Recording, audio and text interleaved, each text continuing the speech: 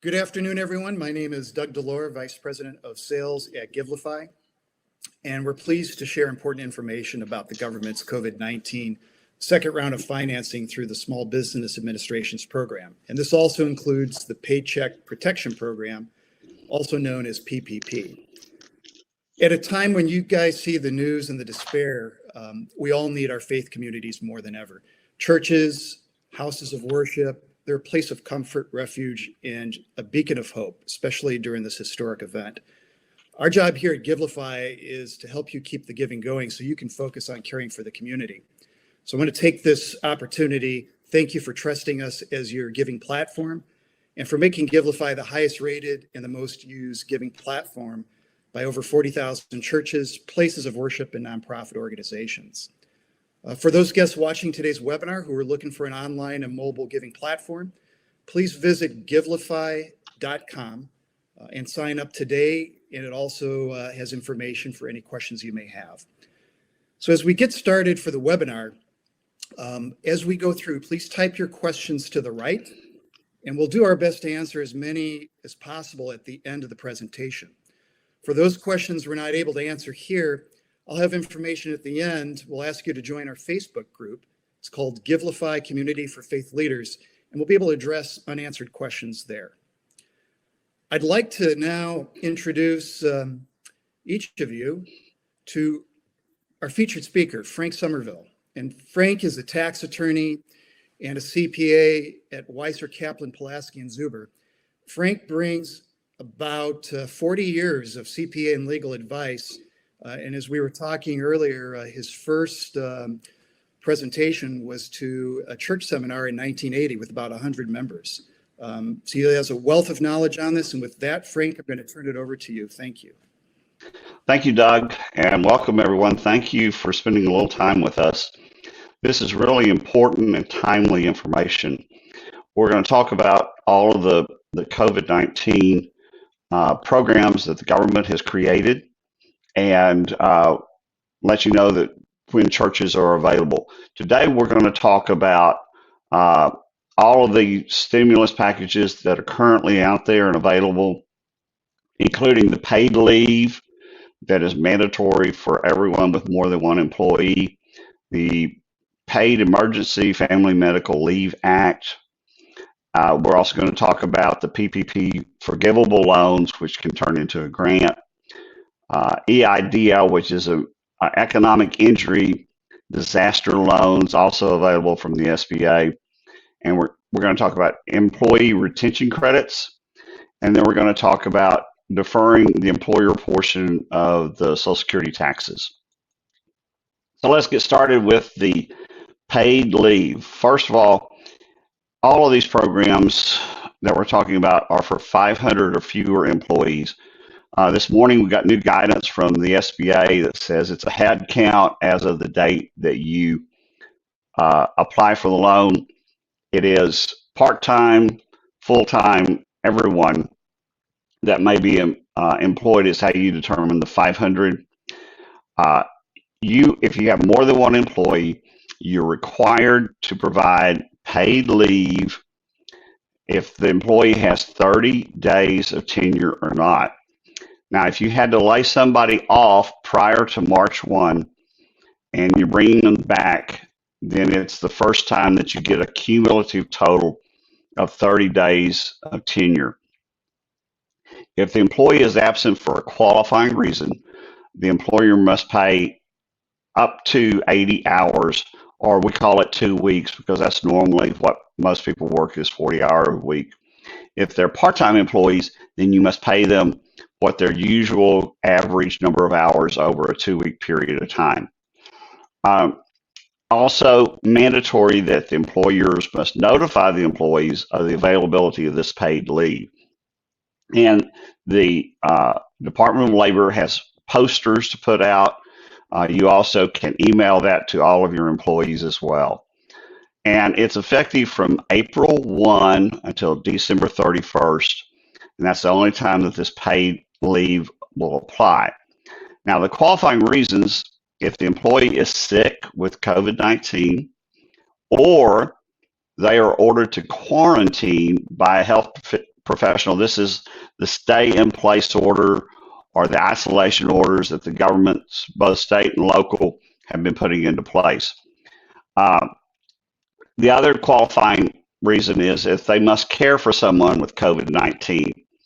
Now, under these three reasons, the employer must pay the employee at their regular rate of pay. And so that's what they normally would have earned for the 2 weeks that are required. Now, if an employee must stay home to care for children because the school or daycare is closed due to the government order to isolate, you also must pay for the 2 weeks, but we'll talk about that in a minute. The employee must represent to the employer that no one else is available to care for the children. There is the S.B.A. and Department of Labor have put out the requirements for the documentation that you must have under these circumstances. The employee must give you the name of the child, the age of the child, and the school or child care that they are attending, and that those facilities are closed due to a government order. For these reasons, if you're staying home because of a child, the employers must pay 2/3 of the employee's regular rate of pay. So that's the paid leave program. The emergency family medical leave is similar. It applies to all employers. Normally, Family Medical Leave Act does not apply with less than 50 employees. But because of COVID, it applies to all employers with more than one employee. Now, the Act says that employers with fewer than 50 employees may ask the Department of Labor for an excuse on why they cannot provide it to their employees. They have not offered any guidance. The only guidance is in the statute itself, which says that paying these employees for the Emergency Family Medical Leave Act would threaten the ability of the employer to continue as a going concern or continue in business. Now, the Emergency Family Medical Leave Act applies if the employee has a child and schools or daycares are closed so that they cannot attend. The Family Medical Leave Act applies for 10 weeks after the 2 weeks of the paid sick leave. So you don't have to, it's a total of 12 weeks, but the first 2 weeks are uncompensated under the Emergency Family Medical Leave Act because they're compensated under the paid leave. If an employee is sick or caring for someone who is sick, or ordered to isolate, the sick leave is capped at $511 per day. If the emergency family medical leave is capped at $200 per day with a maximum of $10,000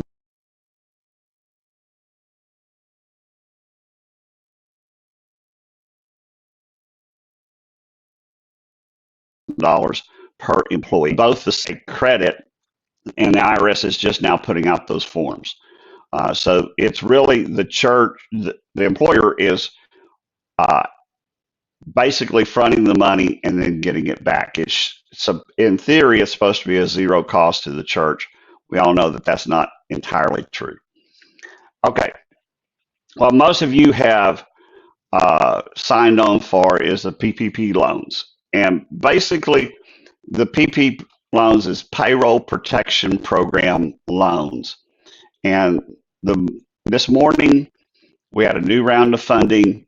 That means that there was another $310 billion available to loan. Houses of worship can borrow up to 2.5 times their monthly payroll cost, plus rent and utilities, and interest payments on loans that existed prior to February 15th.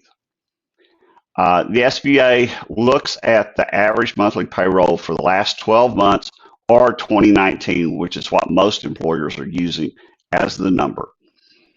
It includes cash compensation up to $100,000 per employee, plus employer-paid health insurance premiums and employer contributions to retirement plans above the $100,000.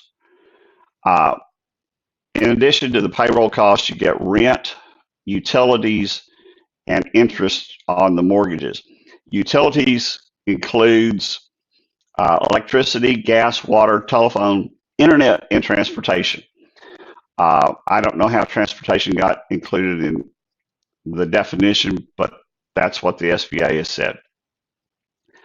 The rent also includes rent on equipment such as copier leases and phone equipment and stuff like that. And then plus state or local employment taxes that are imposed on an employer. In certain states, you have a state disability payment. There could be other types of employment, such as unemployment, that would apply in certain nonprofits and certain states.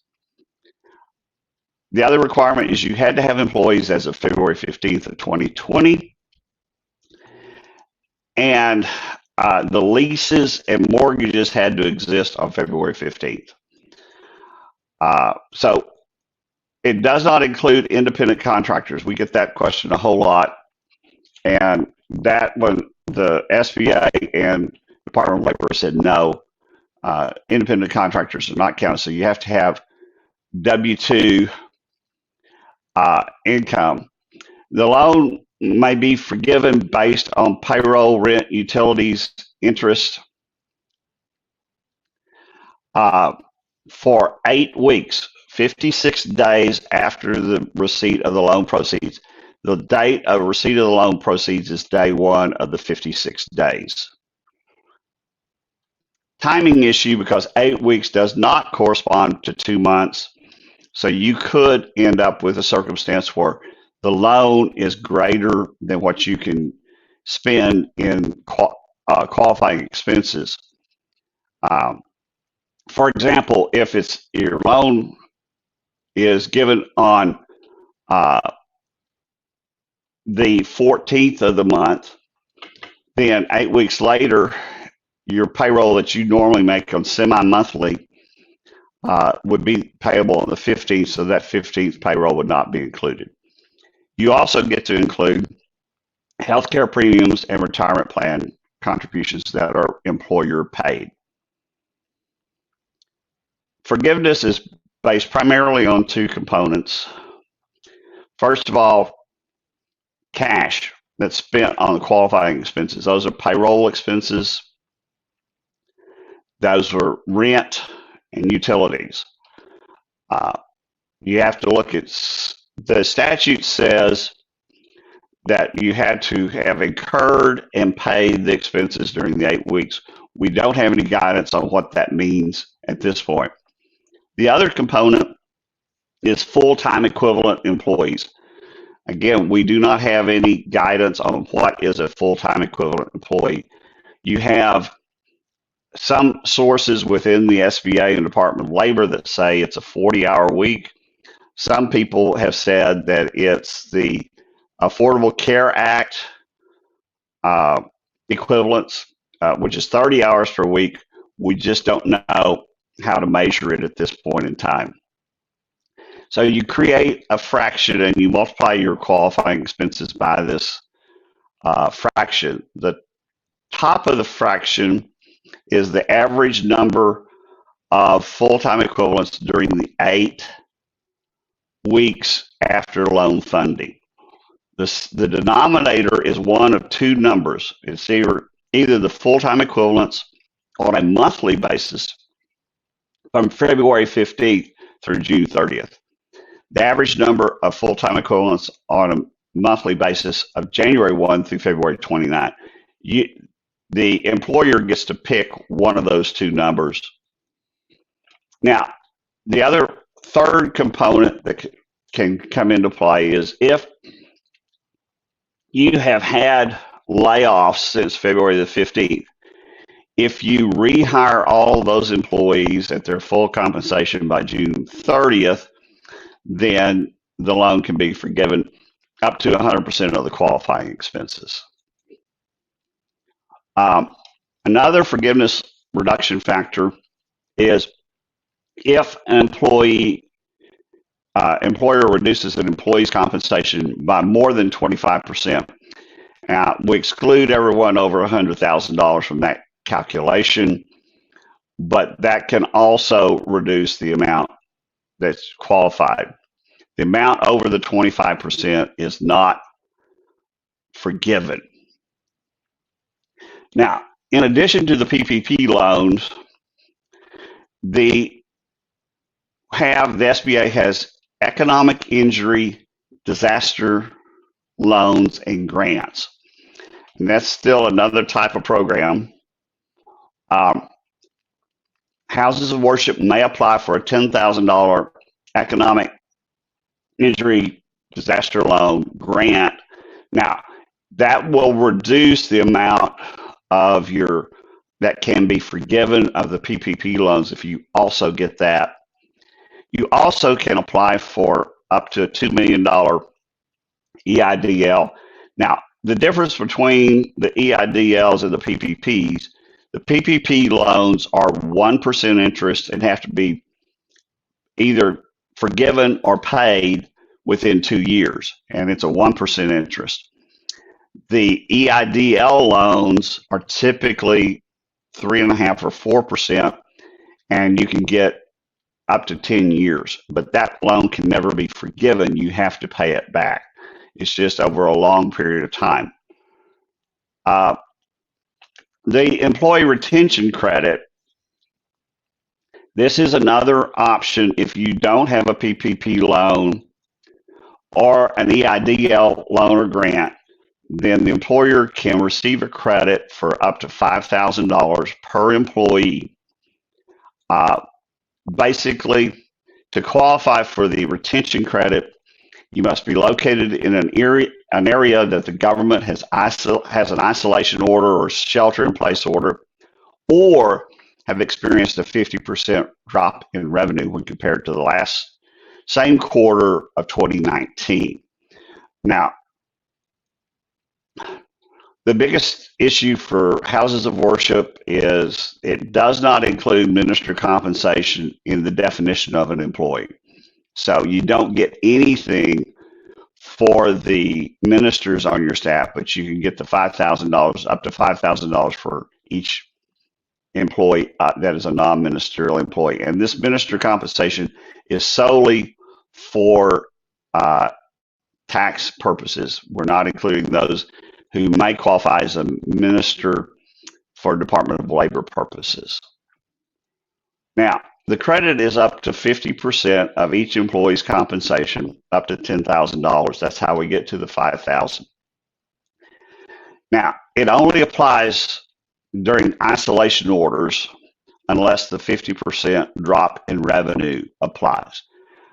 In that case, if you have a 50% drop in revenue, the credit will apply to each quarter until the revenues equal 80% of the revenues from the same quarter last year, and then it will not apply to that quarter.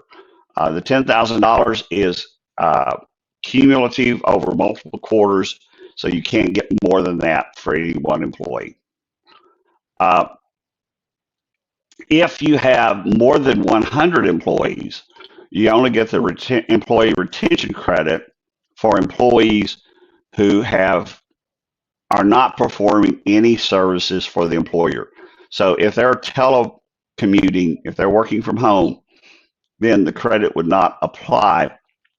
If it's below 100 employees, you don't have that same requirement. And finally, the employer FICA deferral program is another way the government is willing to provide you with some relief until without interest.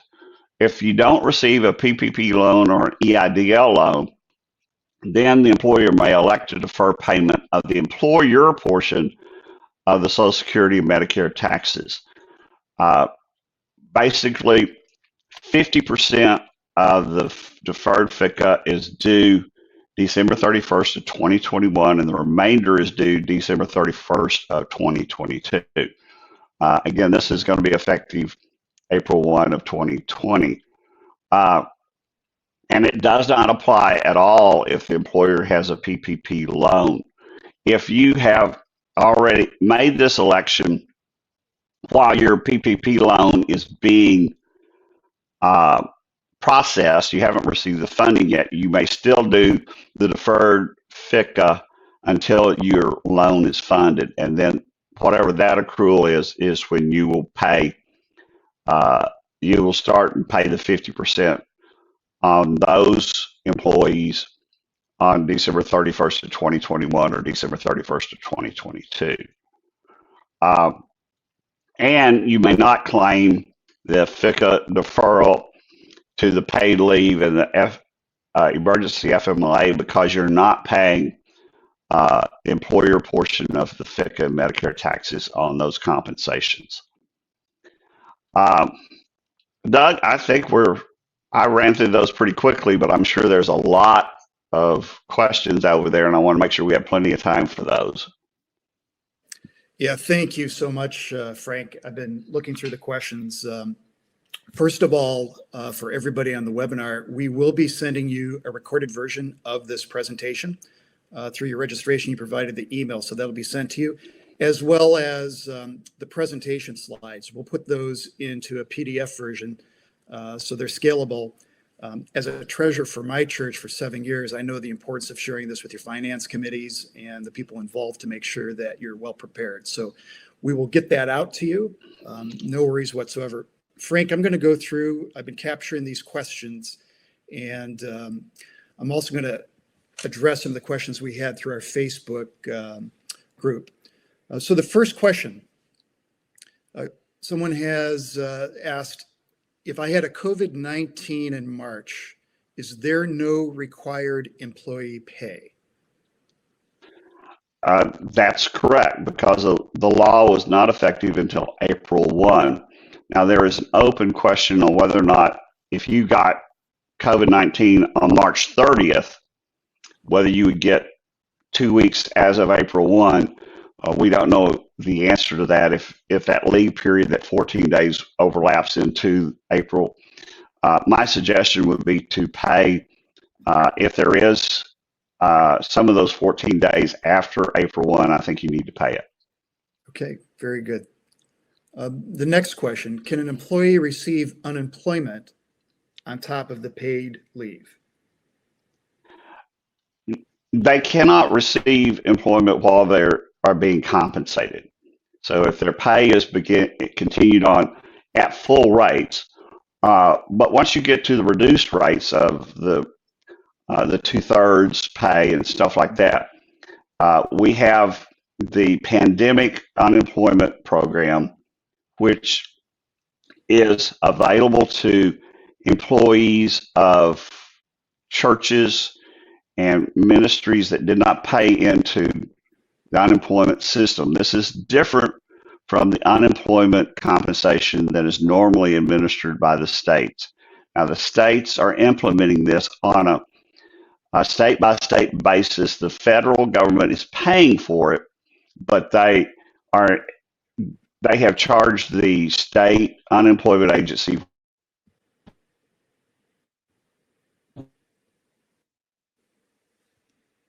I believe we just lost you, Frank. Can you hear me? With administering the unemployment compensation. Some different. Okay, yeah, you froze up there on us. I think. Are you okay? We're okay now. Yep. Okay. I'm sorry. No worries. No worries. Another question. Okay. Did the PPP change, as it was only 2.5 times the average monthly payroll? You can pay for those additional items, but only up to 25% of the loan, unless that changed as well. Now, that's correct. Payroll has to be 75% of the amount to be forgiven. And so the other 25 can be rent, lease payments, qualifying interest payments, stuff like that. Got it. There's a question on the rent. Does this include leasing a meeting room? Yes, that would include renting a meeting room. So if you're meeting in a hotel or a school or someplace like that, that would qualify. Great. And another rent question, actually a couple here. Does rent include mortgage on the church, or is that separate? The interest payment on the mortgage qualifies, but not the principal payment. So you'll have to document how much of your payment is interest, and that part will qualify for the loan forgiveness. Very good. Does rent include common area fees? Yes, it does include common area fees. Okay.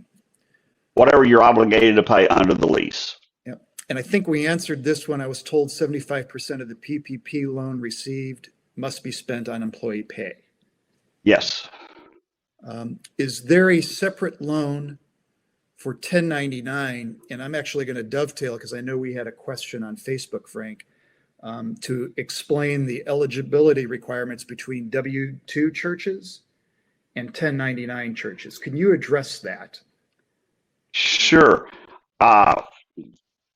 Churches, first of all, if you're issuing 1099s to anyone, those do not qualify for the PPP loan base, nor do they qualify for the forgiveness.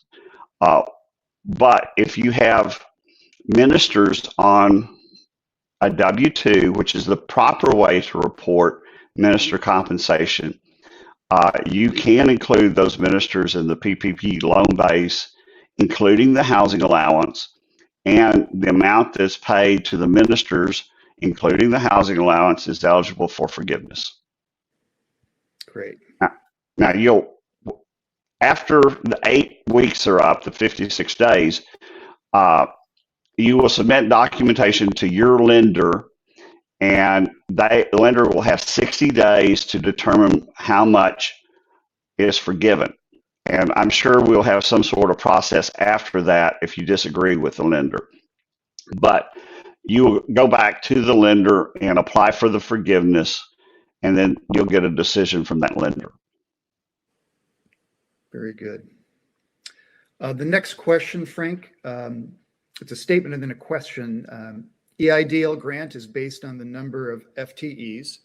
This was clarified by the S.B.A. prior to the first round being depleted. So is it up to $10,000, not $10,000 total? Did that change in the latest round of funding as well?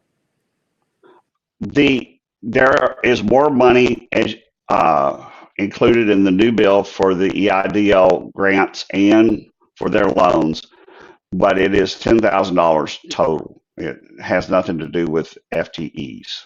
Okay. The EIDL loan is based to, you have to qualify for that one with a maximum number of FTEs, depending on the type of industry that you're in. And it could also be on revenue based. Got it. And then I think we know the answer, but just to address this, is the EIDL a loan or a grant? And if there's a grant, why would it need to be paid back? Well, the $10,000 is a grant that does not have to be paid back. But if you go ahead and get an EIDL loan, then you would have to repay all of it, including the $10,000 grant. Great. And there were several questions. Can we still apply for an EIDL? Yes, there was additional funding provided in this latest round to allow new applicants for the EIDL grants and loans. Okay. Another question, is there a revenue reduction rate or amount qualifying factor in the PPP program? As of today, there is not, but there are people in Congress that are upset. Some rather large publicly traded companies qualified under the PPP loan on round one, and they are proposing some changes to the forgiveness provisions. And some of those changes include revenue reduction. Now, those are not law yet. Those have not been approved. They haven't been presented even for a vote. So we don't know if there will be any changes or not in the program. Okay. Another question, Frank. When will the portal reopen for banks to submit applications to the S.B.A.? Okay. The portal reopened this morning at 10:30 Eastern time. And according to one report I read over the weekend, There were 700,000 applications queued up. So it's open now. Okay, thank you. The next question, does the PPP loans and the EIDL funds come from the same source? I've only heard about the PPL funding, no mention of the EIDL funds. So do those come from the same source or not? No, those are two separate allocations. They come from the same source in the S.B.A, but there are two different loan programs and they are administered entirely separate. Okay, great. Can 1099 employees be counted as part of the payroll for the PPP loan? No. Okay. Is there a separate church disaster relief for churches that is different from the S.B.A disaster relief? No. All of the funds are being administered through the S.B.A.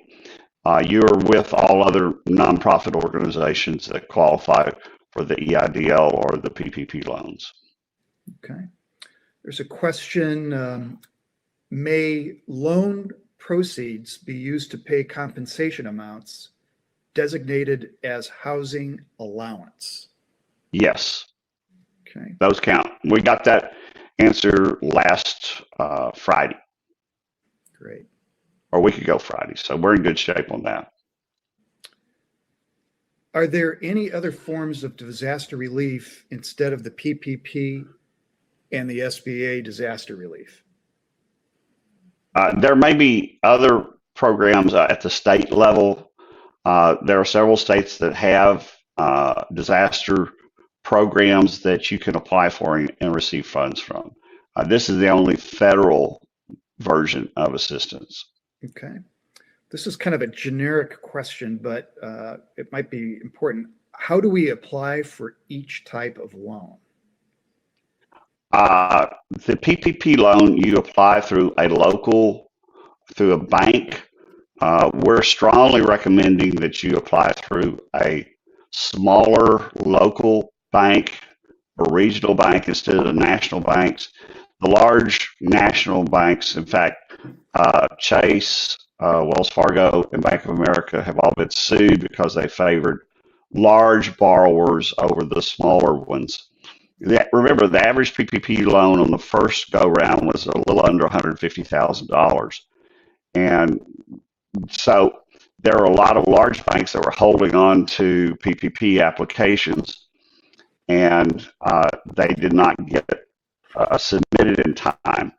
So what you have to do is you have to apply. What we're finding in part of the new statute is they reserve a percentage of that $310 billion for smaller lenders. And so that part, my experience, at least on round one, is that smaller local banks were much more responsive to getting the PPP through and getting it approved. The larger national banks were not very good on servicing the smaller accounts and the smaller PPP requests. Thank you for that, Frank. And I believe they had earmarked roughly 60 billion of that to go through the smaller banks. Is that correct? Yes, that's correct.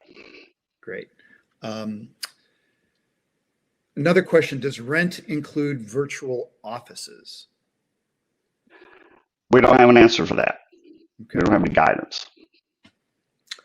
Can the PPP loan be used to pay a church roof repair loan? Probably. We don't have any guidance on that, but if they have, if it is a secured mortgage on the property for the repair, then it would likely qualify if it existed on February 15th of 2020. Okay. Can employment back pay be made for payments missed since the beginning of COVID-19? I'm not sure I understand the question. Could you So repeat it? employment back pay, I think, can employment back pay be made for payments missed? So if you it sounds like if you have an employee back pay and you've missed payments,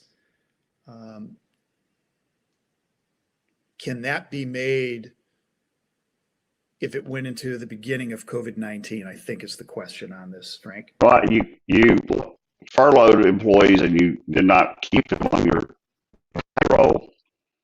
Can you catch those up and have the PPP loan forgiven? We don't have any guidance on that because the statute says incurred and paid within the 8-week period. So you would not have incurred those. I would think that you may have some difficulty restoring those paychecks because they were not incurred and paid during the 8 weeks after the loan was funded. Okay. Another question, does the loan affect the signature credit report? I'm not sure what they mean by signature credit report either. The loan will affect your credit report. It is a loan until it's forgiven. It's on your books. You owe it, and you're going to have to pay it back if you don't get it forgiven. Okay. Another question, can you talk more definitively about the necessary, and it's in quotes, provision of the act? How is that going to be viewed by the government? We don't know. We're expecting guidance by the end of the month. So this week, we have no guidance on it one way or the other. I think it's going to be interpreted, this is my guess, and you can't hold me to it because I'm just guessing at this point. I think it's going to be a cash basis of what would be ordinary expenses, qualifying expenses that you would have incurred within those 56 days. Okay. What type of funding should we apply for if we are a nonprofit with no employee? You may be eligible for the economic injury disaster loan, but that would likely be the one that you would have to apply for. The others would not qualify. Okay. And the next question is about that. Where can we find the EIDL application form? Is there a website link? The EIDL loans and grants must be applied for directly with S.B.A. on their website. When I checked earlier, it was down. So I don't know what they may have gotten overloaded. And several times during the 10 days that the PPP loan was available, it was put offline for several hours. The longest one was about a day, just because they were getting deluged with applications and their receiving end could not handle that many applications at one time. What is your advice? This is not a question, but if that happens again, do you have advice on what people should do? Just keep revisiting the site, or if they're yes, keep revisiting the site. There has to be some reprogramming because of the statute signed by the president last Friday, and so it really wouldn't surprise me for it to be down. They worked really hard to get the PPP loan up this morning, and now I think they're going to be able to turn their attention to the EIDL. Okay. Another question, is it gross compensation that is a qualified PPP expense, or is the qualified comp determined net of withholding tax? No, it is your gross pay before you take any deductions out of the employee's paycheck. Okay. If you applied for EIDL and haven't heard anything in a few weeks, should you reapply? So I think they're talking about the first round. You're only eligible for one PPP loan. There are some banks that took the applications and have not been communicating with their applicants, and so it sort of went into the black hole. One of the things I would recommend is if you haven't heard from the bank that you applied through, that you ought to go apply somewhere else and get something in process. Okay. And it looks like someone had put, they're on the S.B.A. site now, and the EIDL application is not available. They're having technical difficulties. I've been trying for 2 weeks now. Where do I go to now? So it's part of the. Well, you just wait until you just monitor it until they bring it back up. Yeah, it's challenging. I'm confused now. For another question, I'm confused now. S.B.A. is starting on April 6th, Massachusetts office, and later confirmed in an email that on April 17th, the EIDL grant is $1,000 per employee. So only businesses 10 and up would get the full 10,000. Is there a grant and EIDL advance difference, or where am I lost on this? Well, there was a lot of confusion early on with different S.B.A. offices giving out different guidance on that. The statute doesn't make it per employee. It never has. But that's, again, because this thing is so rapid. And for those of you that listen to this webinar after the fact, this is a moving target. I got new updates this morning that changed the rules one more time. I got one on Saturday. I got one on Friday. So you need to check to make sure that it's up to date, because everything is changing so rapidly. And the individual S.B.A. offices, those employees are having a hard time keeping up, just like the rest of us. So it's not, I'm talking as of today on April the 27th, and things could change again. As soon as I get off, I may have something else that changed this afternoon since I checked this morning.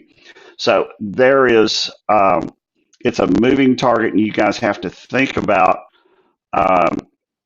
staying on top of it, because the rules could change overnight. And I think that that's going to be really difficult for you to stay on top of. But work with your bankers. The bankers are trying to stay on top of it. They're dealing with the S.B.A. funders. They have to be an S.B.A. approved lender. There are only about 10,000 of those out there. So I think, and they accepted a bunch new on top of that just for the PPP loans. So you're going to have to just continue to monitor it and go back to the S.B.A. website periodically to find out what the latest versions are. Okay, great. We're at about 15 minutes to the hour, so we still have 15 minutes. We do have some more questions. Are you still okay, Frank? You bet. Let's roll with it. Great, thank you. A lot of good questions here. You stated that independent contractors are not included. What would be the best loan to apply for that include utilities, telephone, internet, etc.? Well, the only one you could apply for is the EIDL loan. Okay. That's the only federal option. There may be state options that you're also available. Another question, can the PPP be used to pay street pavement assessments? We don't have any authority on that one way or the other. My guess is that that's not going to qualify. Okay. Can you apply with a credit union? Many credit unions have applied and got S.B.A. lender approval within the last month, specifically for the PPP loan. You need to check with the credit union to make sure that they have submitted their proper paperwork to be an authorized lender for the PPP loan. Okay. Please explain the difference again in applying for an EIDL grant and an EIDL loan. Well, there are two separate applications on the S.B.A.'s website. The EIDL grant is $10,000, and according to the statute, it's supposed to be made available to you within 3 banking days after you're approved.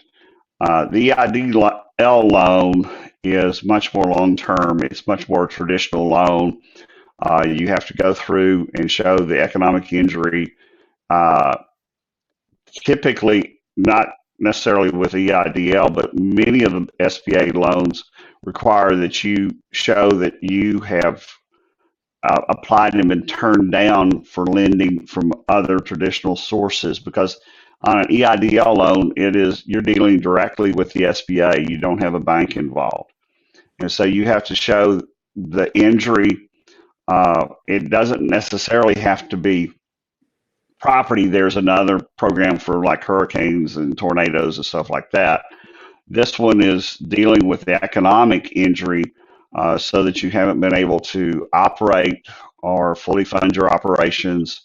They're going to be looking at your revenue compared to prior years. It's a much more involved and complicated process. Great. A question: can a PPL loan be used to sanitize and fumigate a place of worship? No. Okay. No place for that. The bank is asking for the applicant social security number and personal information. So will the loan hit your personal credit report or just the church? Great question. They are required to do background checks on the people who are applying for the loan.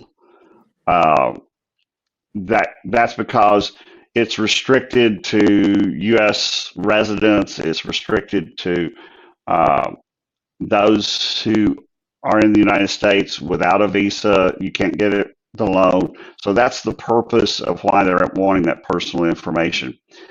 I'm not, and I don't represent credit reporting agencies, and the statute provides that the lender cannot require a personal guarantee.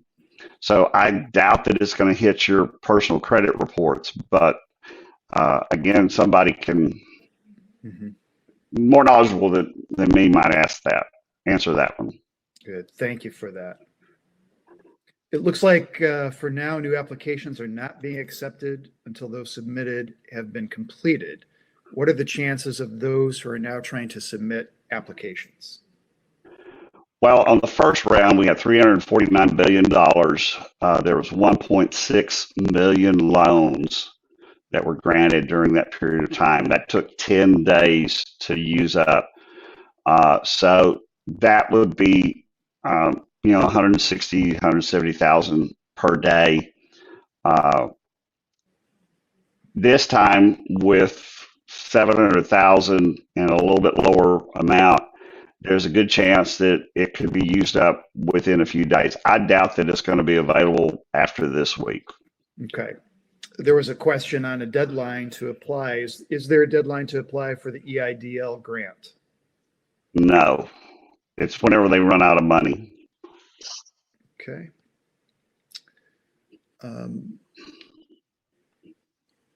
We applied for an EIDL grant with no reply yet. Are the EIDLs being funded yet? The new statute signed on Friday provided more funds for the EIDL grants. Now, whether or not the S.B.A. is prepared to process them, I don't know. I think we asked this question earlier, but there's been so many, I'm not sure. Can a PPP be used for housing allowance? Absolutely. Okay. No problem. If all or part of the PP loan is forgiven, does that create a cancellation of debt issue? For example, income that could somehow be taxable? The statute says that the debt cancellation portion of the Internal Revenue Code that taxes debt cancellation does not apply to the forgiveness of the PPP loan. So if you are a nonprofit organization, a tax-exempt organization under 501c3, that it should not create any taxable income for you. Okay. Question just came in. Are there any suggestions on when they will start taking applications again? Applications for PPP or EIDL. The PPP started this morning. The EIDL is not open yet, so they'll get that open probably in the next day or two. Okay. This is an interesting question. My banker stopped receiving applications within 3 days. Can I apply directly to the S.B.A.? Not for a PPP loan. You must go through a bank. What documentation is required for an EIDL grant? Minimal documentation, but you still have to prove up that you're qualifying. And so there's going to be some economic data. There's going to be some payroll data. You're going to have to prove that you have experienced a loss of at least $10,000 in order to, and whatever documentation is going to be related back to that loss that you are applying for the grant. Great. And a question just came in. How do we check the status of the EIDL loan? That will be on through the S.B.A. You need to have a loan number. So. Okay. The housing allowance you mentioned, does that refer to the pastor? Well, the S.B.A. requirements and frequently asked questions says that housing is included as a allowable payroll cost. They do not refer simply to the pastors. So it certainly includes the pastors, but you may have other employees that qualify for housing that might be included also. Great. I'm going to shift over to a couple of our Facebook group questions, Frank. Okay. Which S.B.A. loan programs, I'm sorry, we asked this one already. If a faith-based organization receives an S.B.A. loan, does that open the doors for external audits and operational mandates to be handed down through the government, federal government? Yes and no. It both. First of all, the S.B.A. has said they will not require anyone to violate their sincerely held religious beliefs who receive the PPP loans. So that is not the type of thing that you would. They're not imposing any additional restrictions on you that other than what already exists. The second part of that is anytime you're accepting government funds, there's a possibility that the government will come in to verify that the information you submitted on the application is accurate and true. Now, that's not going into your operational information other than the financial data that you submitted. The reports that I'm reading saying that this program is fraught with fraud from people borrowing money that don't qualify and falsifying information on applications. So I think it's a reasonable supposition that an internal auditor from S.B.A. or IRS or Department of Labor could come in to verify what you have put into your application, and then also to verify the information you submitted for the loan forgiveness. Again, those would not be operational per se. If you fail to repay the money that is not forgiven, then the government will have the right to sue you if you don't pay it and collect the judgment just like they can with anybody else. And like any other lender, your mortgage company or anyone else that.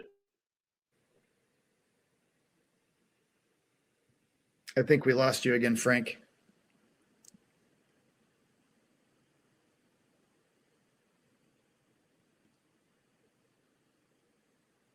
Can you hear me, Frank? Okay.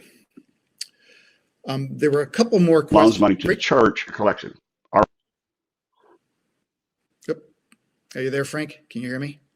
Yes, I Sorry. can hear you. You froze for a second. Yep. I don't know if that was you or me. My apologies to our audience. A couple more questions came through here. If my church doesn't get the chance this time round, what is next? I don't expect any future programs like this to be coming down the pike. I think that they are, uh, the government has put as much money as they think into it, but all things are possible. It depends on how long we have these shelter in place orders. Uh, I think that it's important that you continue to remember to trust God for your resources and not the federal government. That's very good. Is there any governmental funding available for churches if you do not have any employees? No. Okay. Let's see here. I'm going to go back. When you froze there, some people thought you might have been raptured, Frank. Well, they still wouldn't be here. That's right. Can musicians who worked for the church as independent contractors apply? Yes, the PPP loan is available to sole proprietorships, and so they have to apply for that themselves. That's why you can't include the 1099 workers in your application, because they have the right to go get their own application in and get their own PPP loan. Got it. Are Christian nonprofits eligible? Yes, absolutely. Are there any legal requirements that will be put on my organization if I accept financial aid? The only legal requirement will be to comply with the laws that apply to your church as they do today. They're not imposing any additional compliance requirements.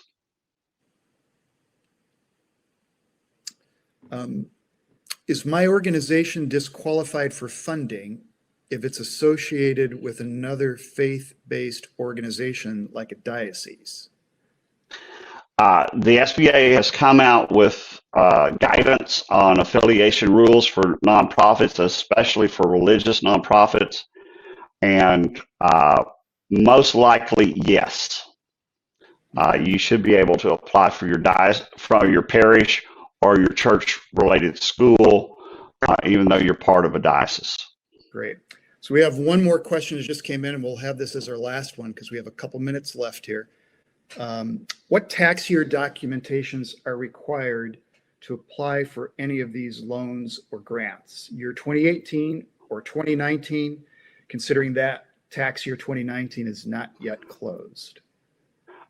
They are looking at 2019 calendar year, because that's where your payroll is based, regardless of your fiscal year, or they're looking at the last 12 months of business. And so you will either do one or the other. If you're doing it based on payroll, they're going to look at 2019 W-2s, which were due in January, to determine the average monthly compensation. And your fiscal year is not really considered that important. Got it. Frank, you have been extremely helpful. I want to thank everybody who's joined this webinar. One of the things that I would ask everybody joining to do, we have a Facebook group specifically for this. It's a community for faith leaders that we have at Givelify. It's called Community for Faith Leaders, Crisis, Leadership, and Faith.